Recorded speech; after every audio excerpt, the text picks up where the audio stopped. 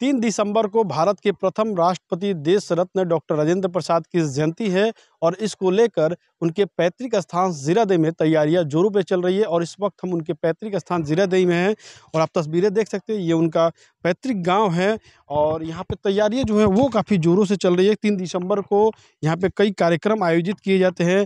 कई पदाधिकारियों के साथ जनप्रतिनिधि आते हैं और इस कार्यक्रम को लेकर तैयारियां जोरों पे चल रही है। ये जो तस्वीर हम आपको दिखा रहे हैं, शीशे के अंदर एक चौकी जो रखी हुई है, यहाँ पे राष्ट्रपिता महात्मा गांधी आकर यहाँ ठहरे हुए थे और उसी को ये दर्शन लोगों के भ्रमण के लिए रखा गया। साथ ही हम आपको तस्वीरें भी दिखाएंगे।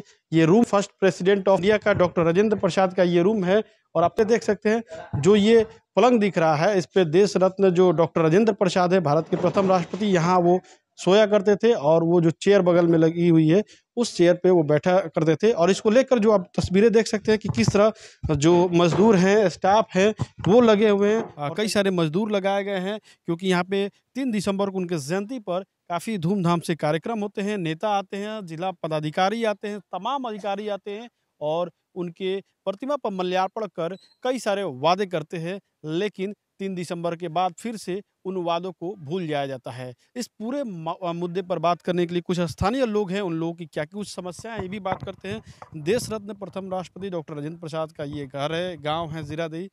क्या लगता है, क्या कुछ मूलभूत सुविधाओं से दूर है? ये तो हम लोगों का बचपन से जो देख रहे हैं, जितना बचपन से था, अभी भी वही चीज़ दिखाई दे रहा है।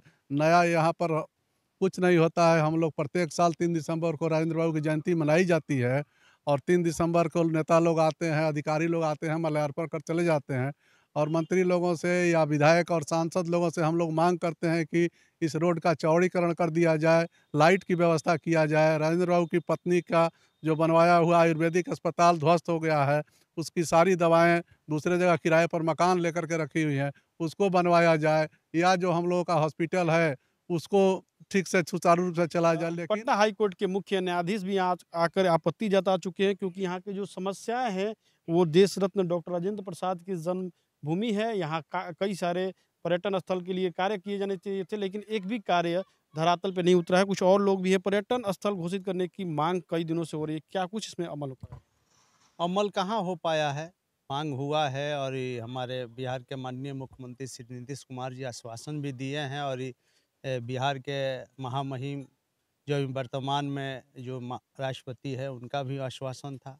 अभी तक ले कुछ धरातल पर काम नहीं हुआ है। हम तो लोग बता दें कि इसके पहले जो सांसद थे, तत्कालीन सांसद ने इसको गोद भी लिया था। इसके बावजूद इस स्थल पे जो कार्य होने चाहिए वो नहीं हुए।